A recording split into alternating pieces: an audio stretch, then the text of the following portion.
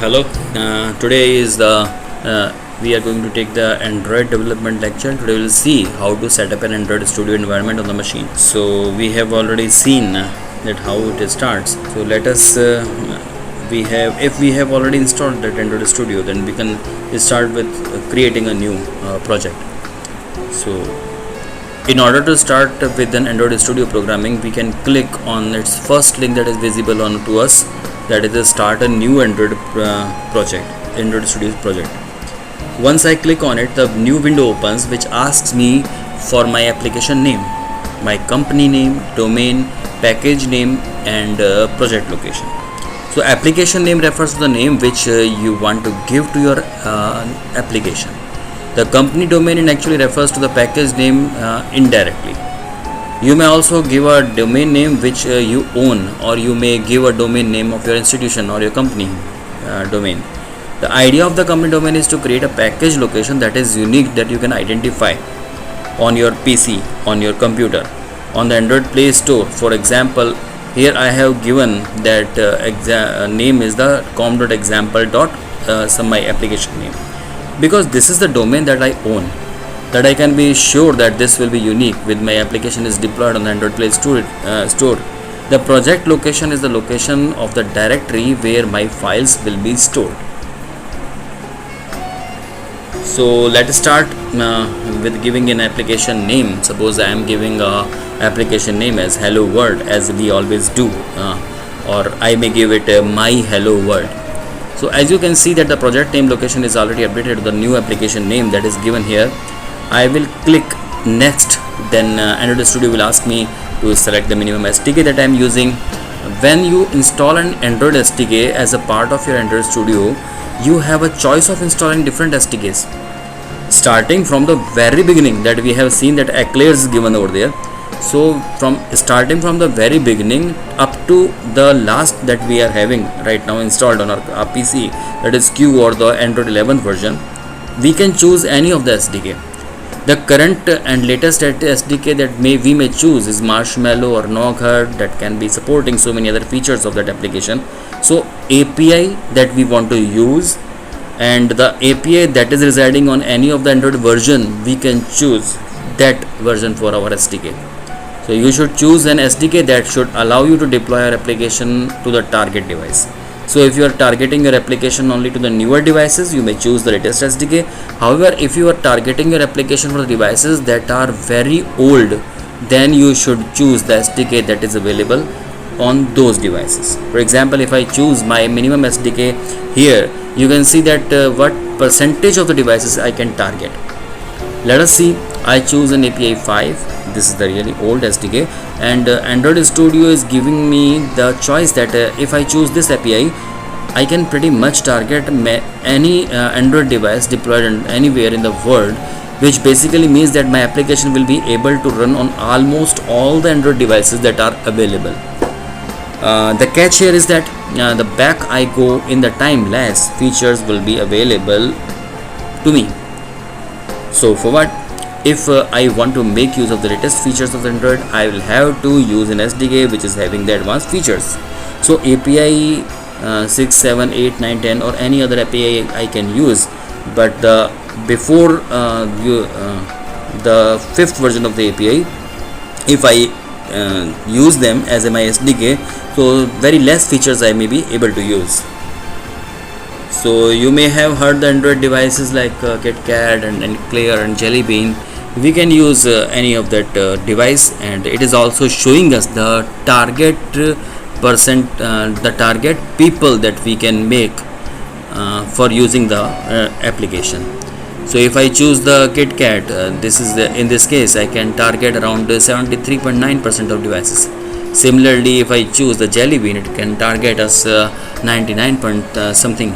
Similarly to the different versions of the Android Studio, we can choose any SDK and it will tell me how many target devices we can use. So you can choose to deploy on your application tool. For this application, I am going to choose the latest API, that is Q, and this refers to the Android 10, which is the latest version of the Android. You may have heard of the new Android version that is coming around. and that may also have the Android 11. However, Android 10 is also currently available on the devices except the developers mode. So let us choose an Android 10. I choose Android 10. The other options are also given to me for the Android Wear devices, and are the Android watches, Android TVs, and so many other devices that we can develop the Android programs on.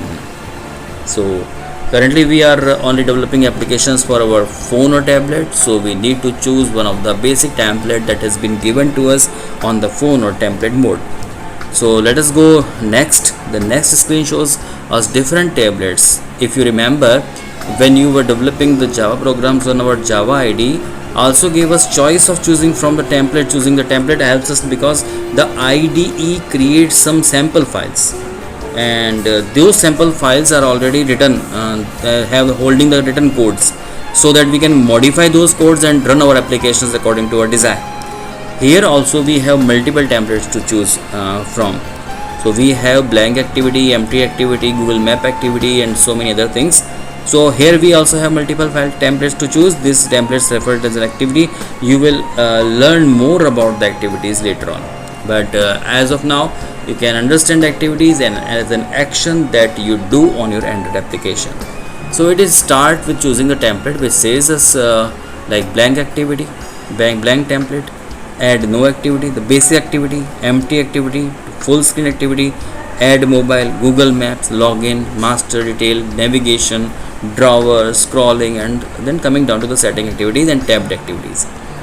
Now let us choose the basic activity or the empty activity, any of these fine for our application. I am choosing a basic activity.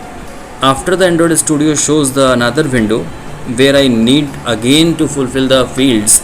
This is asking for activity name, the layout name, the title, and the main resources name.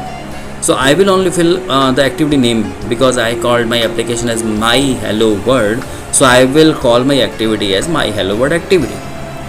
As you can see that I have put the suffix of activity after my activity name.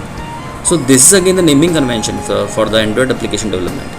This helps us or the programmers to understand that what my program code refers to here.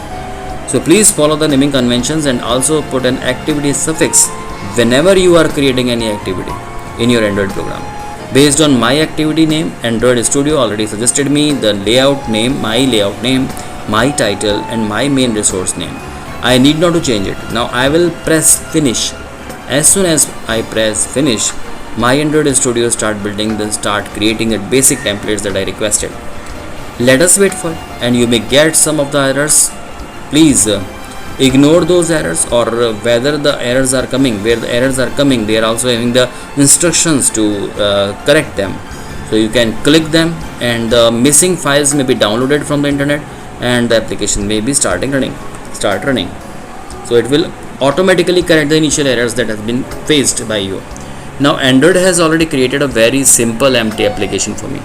You may see different features that are available on the Android Studio. You may also see some of the features on the other IDs also.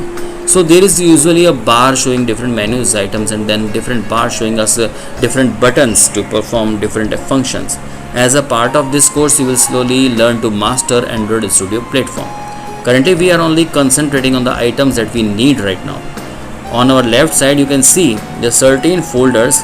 Let us look into folders called Java under the app folder. So you see that there are 3 other folders inside that. In one refers to the name that you have just given, my hello world, preceded by the package name that you gave, and another refer to the Android test, and another one is referred to the test only. For the time being we will just ignore all the test type of Android application development folders, and we will go and start concentrating upon the folder that we have just developed.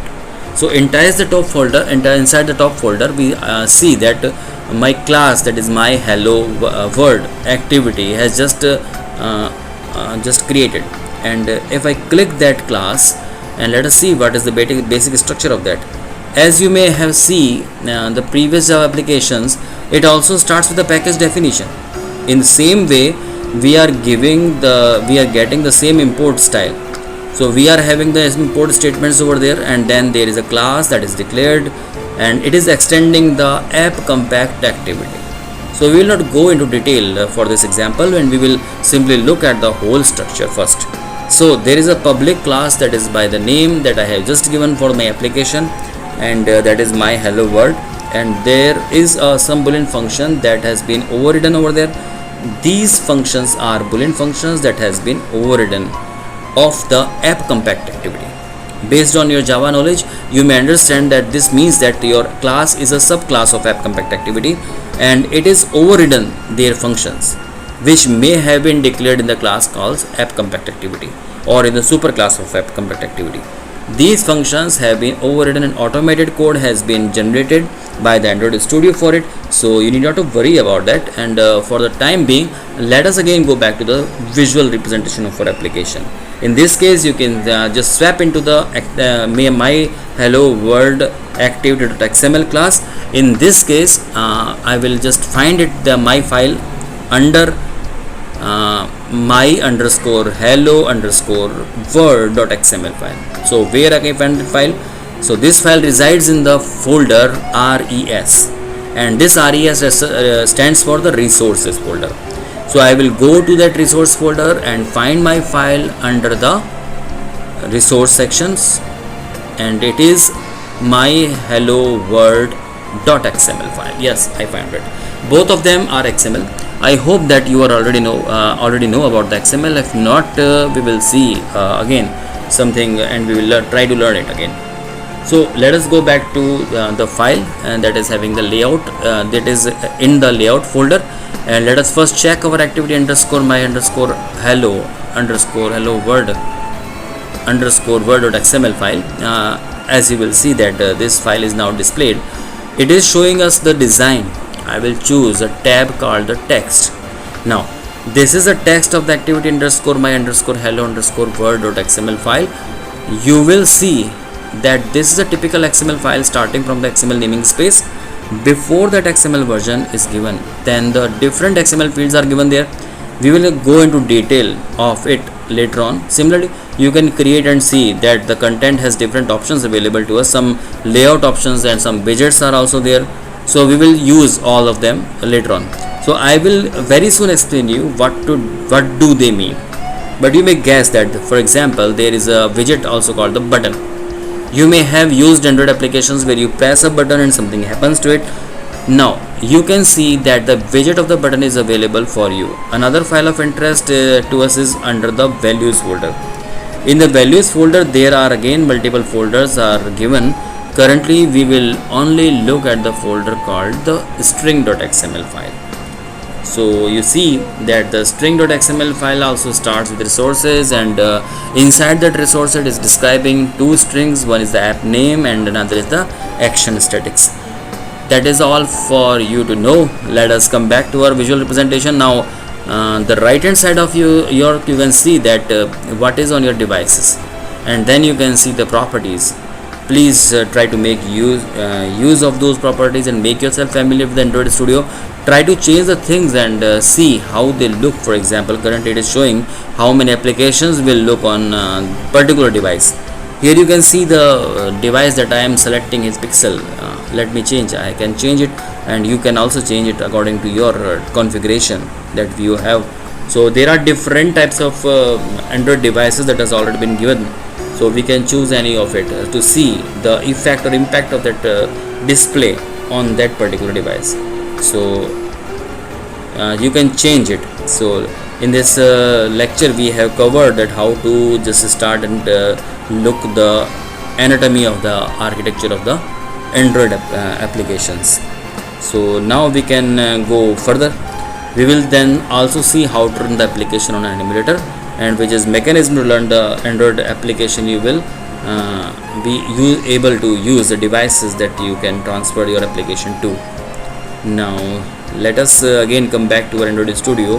While listening to this lecture, you can find so many other things we have been developing.